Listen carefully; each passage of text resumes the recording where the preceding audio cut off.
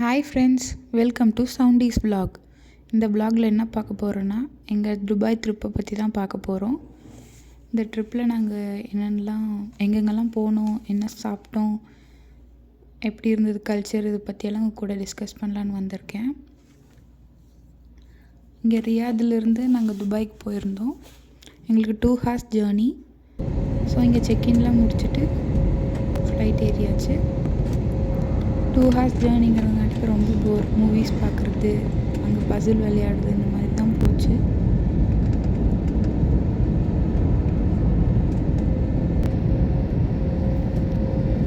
எப்போ ஃப்ளைட்டில் போனாலும் இந்த மாதிரி க்ளவுட்ஸு, டேக் ஆஃப், லேண்டிங் இந்த மாதிரியெல்லாம் கேப்சர் பண்ணுறது ரொம்ப பிடிக்கும். உங்களுக்கு யாருக்கெல்லாம் இந்த மாதிரி கேப்சர் பண்ணி வச்சுக்கிறது ரொம்ப பிடிக்கும்னு சொல்லி கமெண்ட் பண்ணுங்கள்.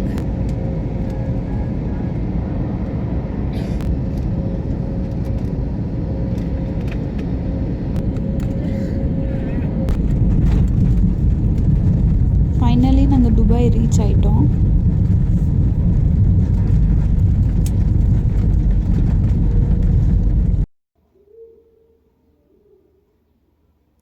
அப்புறம் ஒரு ஃப்ரீ சிம் கொடுத்துருந்தாங்க. 1 டேக்கு அது யூஸ் பண்ணிக்கலாம் துபாயில். அப்புறம் நம்ம எக்ஸ்ட்ரா ஸ்டே பண்ணோன்னா நியூ சிம் வாங்கிக்கிற மாதிரி இருக்கும்.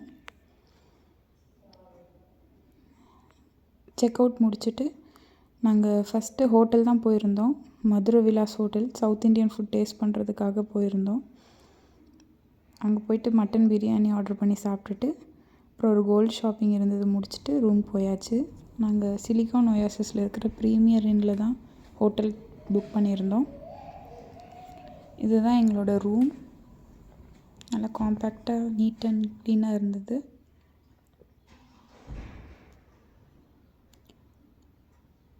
செக்இன்லாம் முடிச்சுட்டு ஈவினிங் போல் பார்க்கு பக்கத்துலேயே இருந்தது.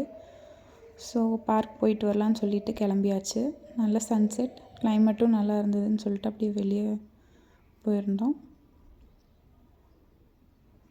முடிச்சுட்டு ஈவினிங் ரூமுக்கு வந்தாச்சு. இது செகண்ட்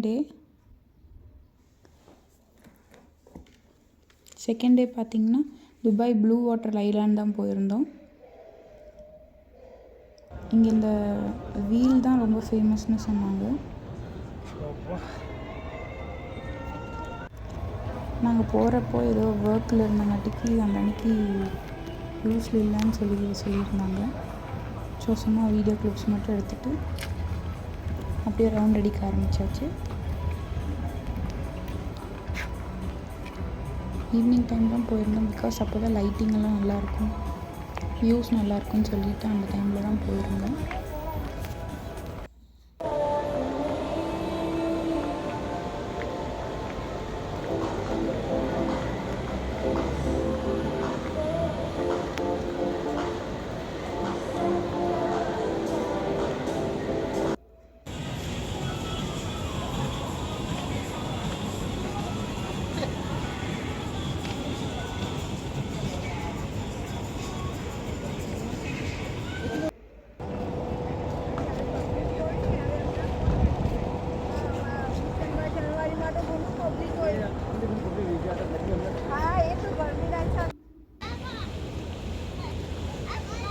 இந்த பிரிட்ஜெல்லாம் ரொம்ப ஆசமாக இருந்தது. இந்த லைட்டிங்கோடு பார்க்கும்போது ரொம்ப அழகாக இருந்தது.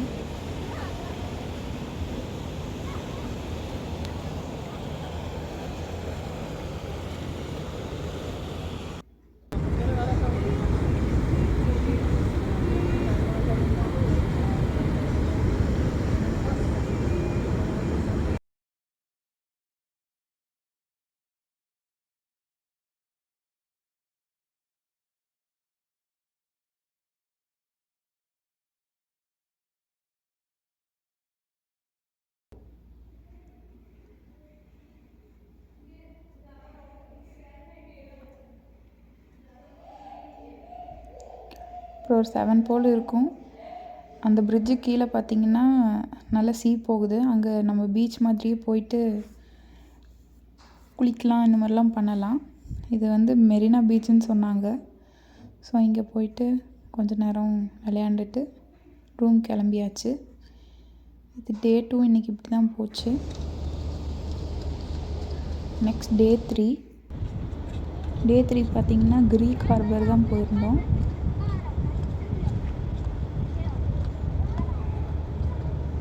இங்கே பெருசாக சுற்றுறதுக்கு எதுவும் இல்லைன்னு தான் எங்களுக்கு தோணுச்சு.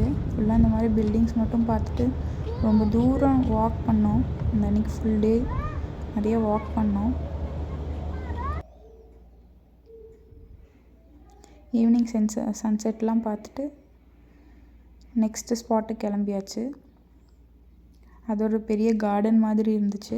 அங்கே தான் நெக்ஸ்ட்டு போயிருந்தோம்.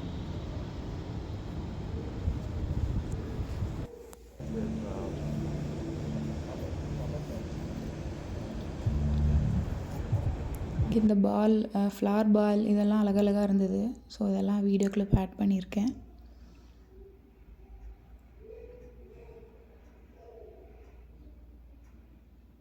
இங்கே ஃபுல்லாக டிஃப்ரெண்ட் கல்ச்சர்ஸ் எப்படி இருக்குது அப்படிங்கிற மாதிரி நிறைய ஐட்டம்ஸ் வச்சுருந்தாங்க இந்த பார்க்கில். போயிட்டு நிறைய ஃபோட்டோஸ் எல்லாம் எடுத்துகிட்டு வந்தோம்.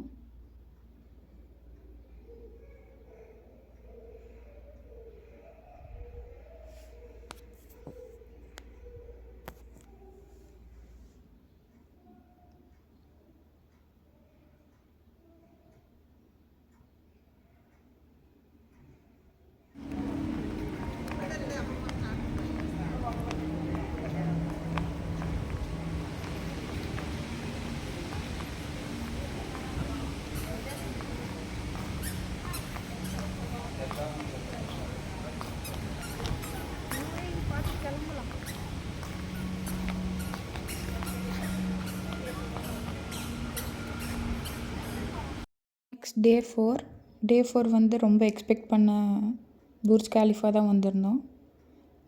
மெயின் ரீசன் துபாய்க்கு வர்றதே எல்லோரும் புர்ஜ் கலிஃபா பார்க்கணும் தான். அதே மாதிரி நாங்களும் வந்திருந்தோம். இந்த அன்றைக்கி நாங்கள் வந்த அன்றைக்கி செம்ம ரஷ்ஷு, வீக்கெண்டு வேறு. 5 o'clock கிட்ட ரீச் ஆகிட்டோம். ரொம்ப தூரம் வாக் பண்ண வேண்டியதாக இருந்தது பக்கத்தில் போய் பார்க்க. நல்ல ரஷ்ஷும் கூட.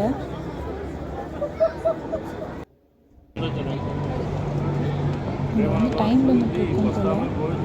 1/2 hour ஒன்ஸ் தான் ப்ளே பண்ணுவாங்க. அதுவும் 5 minutes தான் இருக்கும். ஸோ அதுக்காக தான் எல்லோரும் வெயிட் பண்ணி பார்த்துட்ருக்கோம். இப்போ ஃபைனலி அந்த சாங் ப்ளே பண்ண ஆரம்பிச்சிட்டாங்க. ரொம்ப சூப்பராகவே இருந்தது. கிளிப்பிங்ஸ்லாம் ஆட் பண்ணியிருக்கேன், எல்லோரும் பாருங்கள்.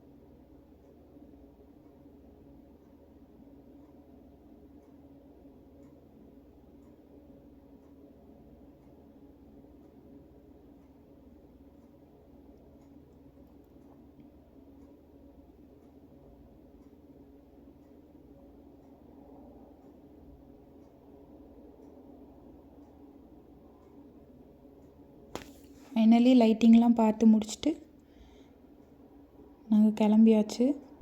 அதுக்கப்புறம் இன்டீரியரில் நிறையா வாட்டர் ஃபால்ஸ் அந்த மாதிரிலாம் இருந்தது. ஸோ அங்கெல்லாம் போயிட்டு நிறையா பிக்ஸ் எடுத்துக்கிட்டோம். ரொம்ப சூப்பராகவே இருந்தது. அப்புறம் வேர்ல்ட் ட்ரேட் சென்டர்னு சொல்லிட்டு ஒரு ஏரியா இருந்தது. அங்கேயே எல்லாம் சுற்றி பார்த்துட்டு ஃபோட்டோஸ் எடுத்துக்கிட்டோம்.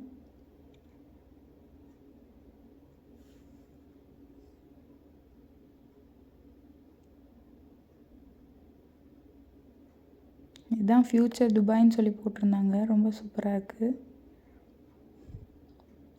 நெக்ஸ்ட்டு டே 5 பார்த்திங்கன்னா பெருசாக எங்கேயும் போகல. வேஃபி கவர்மெண்ட்டுன்னு சொல்லிட்டு ஒரு ஏரியாவுக்கு தான் போயிருந்தோம். தேராவில் இருக்காங்க. அங்கே என் ஃப்ரெண்ட் ஒருத்தன் வந்திருந்தான். ஸோ அவனை மீட் பண்ணுறதுக்காக தான் மெயினாக போயிருந்தோம். மீட் பண்ணிட்டு டின்னர் முடிச்சுட்டு அப்படியே துபாய் ஃப்ரேம் வர வழியெல்லாம் பார்த்துட்டு ரூமுக்கு வந்தாச்சு.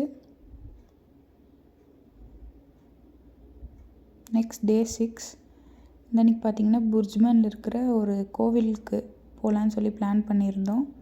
நான் சவுதி வந்து 10 months கிட்ட ஆச்சு. இன்னும் கோயிலுக்கே போகல. ஸோ கண்டிப்பாக கோயிலுக்கு போகணுன்னு சொல்லி நான் துபாய்க்கு பிளான் பண்ணும்போதே பண்ணியாச்சு. அங்கே ஒரு சாய்பாபா டெம்பிள், சிவன் டெம்பிள் இருக்குதுன்னு சொல்லியிருந்தாங்க.